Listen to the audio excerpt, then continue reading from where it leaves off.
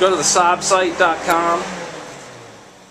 Perfect, my fans just went off. Now, here, I read something about it. It's 80 degrees in here right now. That's pretty accurate. And what happens here, let's just take a little reading here. About 85 degrees. So, you know, it's decently accurate. We're about, you know, I'd say give or take, plus or minus 5 degrees. So whatever, give that. It's 10:15. And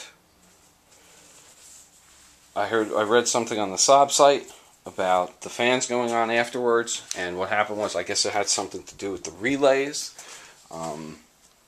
The fans were staying on so long afterwards, they were staying on longer than 10 minutes sometimes, and what happened there was it was eating people's batteries, because the batteries in these cars, I have the smaller one of the two. There's two that you can get. This one just happened to come with a newer, smaller one. So why change it out? I just watch my, you know, the power that I draw from the car, and I just keep a jump pack in the back, always charged, just in case. And then with that, I have never ever gotten abandoned with the car or stranded yet. And I drive it. I drive it back and forth. I'll take it over the bridges here in upstate New York, and just testing and tuning it all the time. And I'm really happy I've got it at a place where I haven't had to crack the hood open for nothing but checking fluids for a while now. So, you know, it's a beautiful thing. Even the suspension, everything, I welded up stuff on the exhaust. Brace the exhaust with certain exhaust hangers. I actually used a used Subaru exhaust hanger from my STI out there, and because I have the Group N exhaust hangers that stiffen it up a little, because mine were a little loose. They got a little rubbery over time, 2004, you know. So what I did was I used one of the old ones, and here, I might be able to show you right here if there's enough light. Braced it up so the exhaust doesn't wiggle and wobble. And there she is.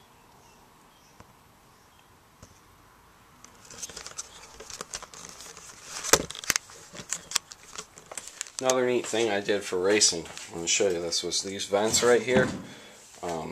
Because it's pretty much a dedicated track car and I drive it around a little bit, but this was on the inside, this huge, thick piece of rubber.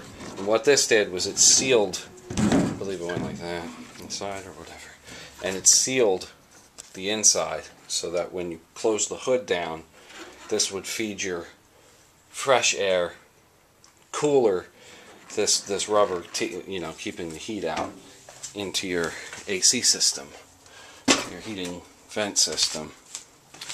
And you take that out, and now what happens is from under the car, while you're moving, all that air that's going under the car is it's exiting out here. I mean, you can feel it right now. It's even.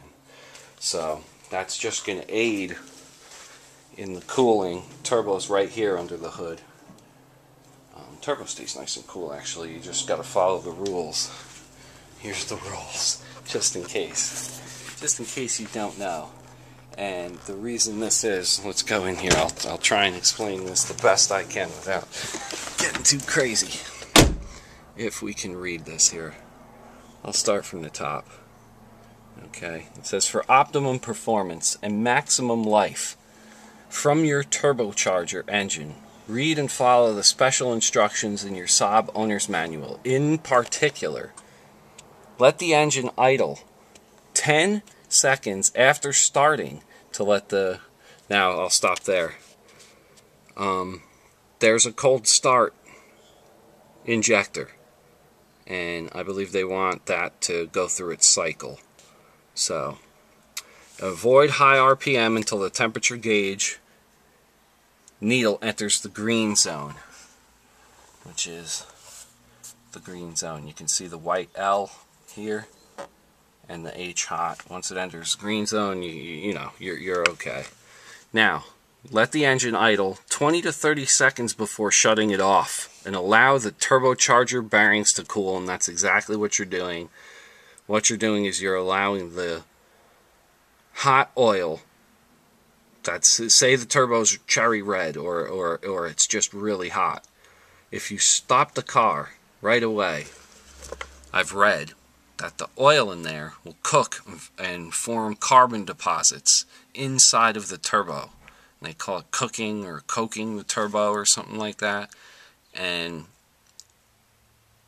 that right there will kill your turbo, absolutely. So allow the turbocharger bearings to cool down. And then here we've got change the engine oil every 7,500 miles. Now this is cars in 1988.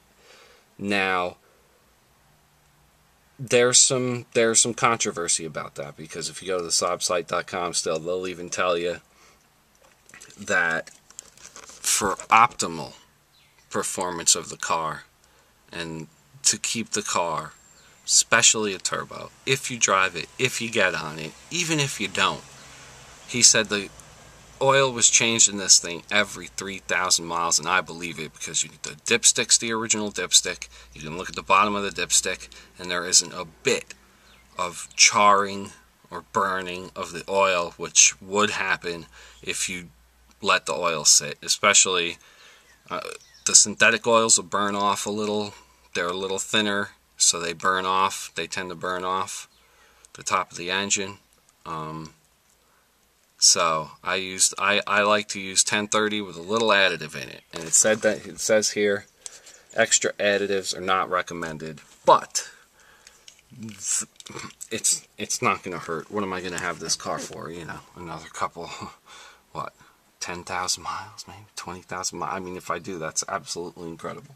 So, you know, it's an 88, for Christ's sake. We're just giving it a wonderful send-off is what we're doing here. We're giving it a fantastic send-off. And as you can see, I just gutted all this stuff. Made it look kind of nice and tidy. It's kind of cool. It added leg room for me. Much needed leg room for me to work the wheel now. Now I'm able to completely work the wheel. I'm sitting in a nice position. The seat is fixed. I've got it on the Corbeau brackets. I have another video for that. But, you know, you can customize it however you want. They're pretty amazing. So that's enough about me rambling on about the Saab. Alright, later guys and girls. What I've done here, I've taken my windshield wiper washer and teed it off. It's still going up to the, you know, stock locations, so I'll still have the stock wipers and the nozzles. Those are still work. But what I've done here is, because the design is so good here, I teed it off. Sorry about the colored zip ties, I'll get black ones. This is just an experiment, that's why. So, you know, or I'll fasten it up. I was going to fasten the nozzle maybe somehow, but right now we're just going to test the functionality of a intercooler, turbo intercooler water sprayer, if you can see down in there. So hopefully it doesn't go through too much. I don't think it's going to saturate it, just a nice spray every once in a while when we're there, so it doesn't go through and suck in through the filter.